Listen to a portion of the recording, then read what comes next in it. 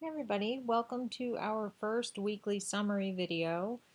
Each week we'll do one of these. It'll be kind of a wrap up of the prior week, and I usually try and throw in some info regarding the next week. And I also will go over the top few quiz questions that folks missed. And you'll see the format. Obviously, it's in an Ed puzzle format. You'll have a few questions to answer as you're going through, just to kind of reinforce the learning on those few areas that folks missed. Again, for those of you that saw my posts in the discussion videos, um, we just moved into a new place here in Pittsburgh, and we don't have a window covering on this window, so I apologize. You can see every hair sticking out of the top of my head here, but so hopefully, actually most of the time I'll probably be posting these from my office, but it's Labor Day, so I'm here at home working today. So hope everyone's having a good Labor Day weekend and enjoyed themselves, hopefully a little bit. Weren't spending too much time doing schoolwork. So last week we talked about a few different things, but the main focus of our work last week was leadership. Talked a lot about leadership theories, focused on difference between leadership and management, a few different aspects of kind of the healthcare system and how the role of the healthcare administrator has evolved over time. And hopefully you were able to see how, many years ago, go back 30 years, the role of healthcare administrator was very focused on just, making sure that the hospital was running. Probably in the physician practice, there really was no need for an administrator. It was really just an office manager, just very focused activities to keep the finances rolling, keep the hospitals rolling, very focused. Whereas now, fast forward 30 years, we need to have great systems thinkers in place, strategic thinkers to be disruptive. And you may think, oh my gosh, disruptive, that's a bad term, a negative term. But it's really not. It's if you think about disruption as a positive. Right now we have a system in crisis, a broken healthcare system, and we need folks to come in and be disruptive. We need to disrupt that negative system, that a broken system, and fix it. So you can't fix something without changing it, and disruption is changed, and that will hopefully make some change and help us move forward. So we need disruptive leaders, folks that are not afraid to go against the status quo, to think outside of the box.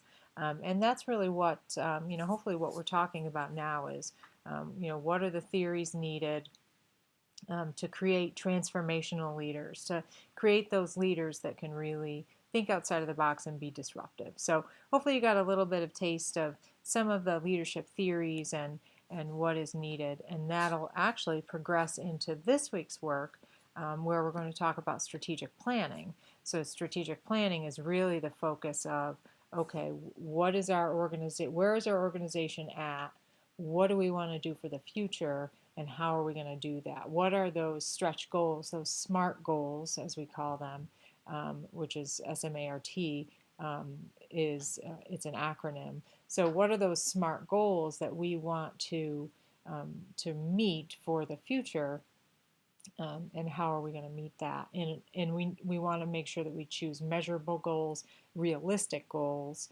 and so that we can meet that for the future. What I will do, I actually, and I don't think I've had the opportunity to talk to you guys about this. I'm teaching this class in a live version as well. And I have some slides that I am using for my lecture portion of the live class.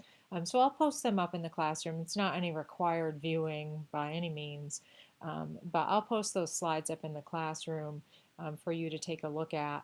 I can post last week's as well. I'll post last week's in the classroom for last week, just for, if you have some interest in looking at it for the future. There is a final exam in this class, so they might be helpful for studying for that final.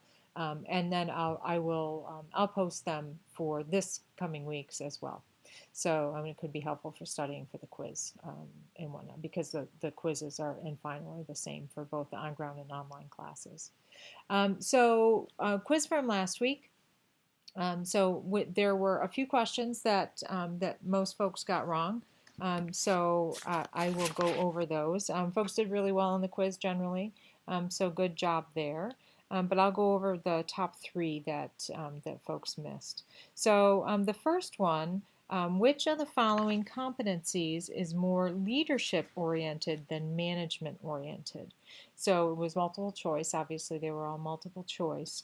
The correct answer was B, networking. So when you think about that leadership versus management, and remember in the textbook there was it was a graphic, and it had inside, there's kind of an inside circle, and that was the kind of internal focus, internal environment, I guess.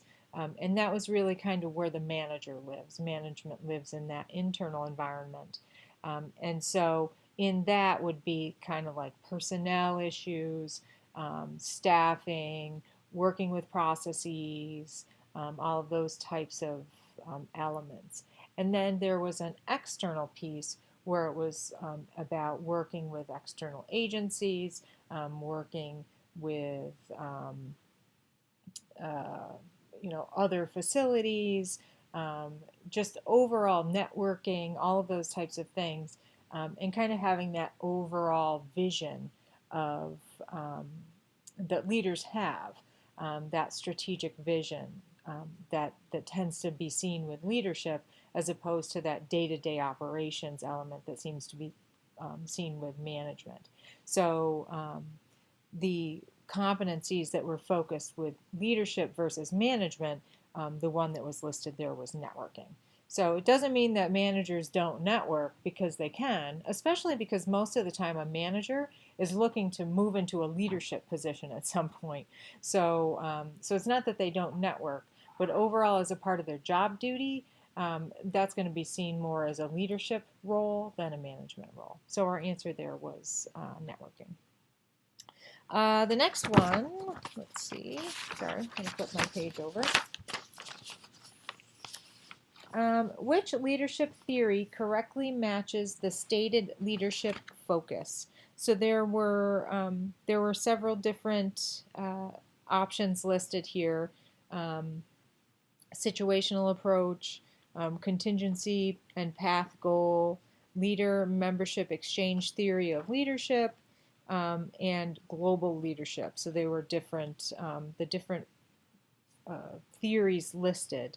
And there was actually a table in our textbook on page 26 that listed out each of these theories, and then what their focus was. So the one that had matched the two properly was the situational approach. And what the situational approach is, situational leadership is about focusing on the needs of the subordinate. It's about focusing. A situational leader has the vision to see where they are, and they treat their subordinates based on their needs. So if you have a group of staff that is somewhat needy, needs a lot of kind of micromanagement, needs very focused attention, you will likely provide that to them, as opposed to you may have another group of staff, maybe you lead two different teams,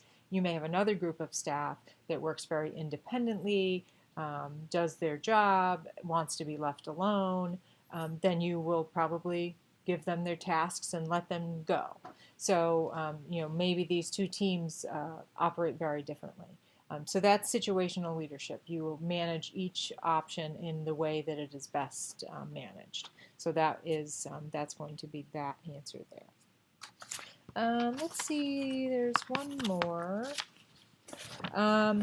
Which is not a type of leader/follower that is needed to produce an interdependent leadership system? And this actually goes back to another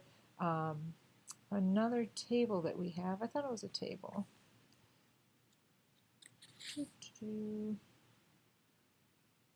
Actually, it's not a table. It's just some information in the textbook. But there are actually three different types of leaders that make up this interdependent leadership system. They are strategical, operational, and network.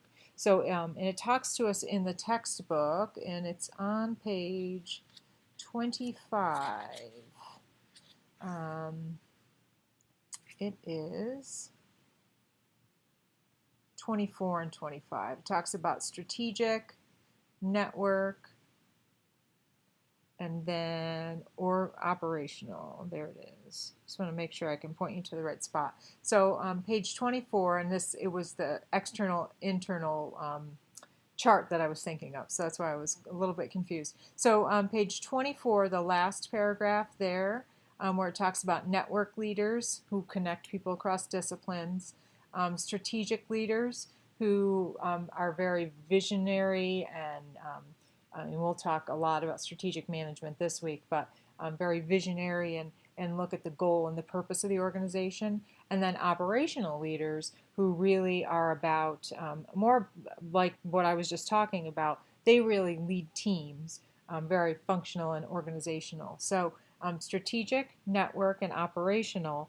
The other one that was listed here, transformational, and this may have caused confusion. Transformational leadership is a leadership style, but it is not a type of leadership that is needed to produce an interdependent leadership system. So, so we did read about transformational leadership this week, but it was not one of these particular types that's needed to produce that system. So that I can see where that might be a little confusing, but didn't fit in this question in that way. So those are the three I wanted to go over. A couple things to keep in mind. You want to make sure that you're doing your posts. This week we're going back to a written discussion board, so make sure that you get your posts up Wednesday for your initial post, a minimum of 2 responses to classmates by Sunday. The earlier the better, of course, because it'll give more chances for others to respond. If everyone waits till Sunday, then no one will be able to meet their requirements. So, the earlier you can get in, the better. It also makes for a more interesting discussion. Feel free to share, personal experiences if you're comfortable. Any of those types of things. I know a lot of you work in the healthcare system, so anything like that that you can share is always great. We always like to hear about those types of experiences. And I think that's about it. I'm looking forward to reading everyone's reflection papers. I haven't gotten started on that yet, but I'm really looking forward to that. But any questions, always feel free to reach out. I was a little out of touch this weekend. I apologize, but had some things going on, so I was a bit out of touch. But I'm usually on email almost every single day. So or I am on email every single day. So it's just I took a little bit of time off this weekend, which is highly unusual for me. So I'm usually around all the time. So any questions, please feel free to contact me. And so this week we have, I'm going to click forward on my other computer here. This week we have a group assignment. I did send out group information through I emailed out the announcement. So the groups are listed in the announcement as well as in the classroom. So you'll want to figure out a way to get together with your group. If you're all local, feel free to get together live in person. But I know that that's certainly not an expectation. You can chat on the phone. You can get together virtually in the Blackboard classroom if you'd like.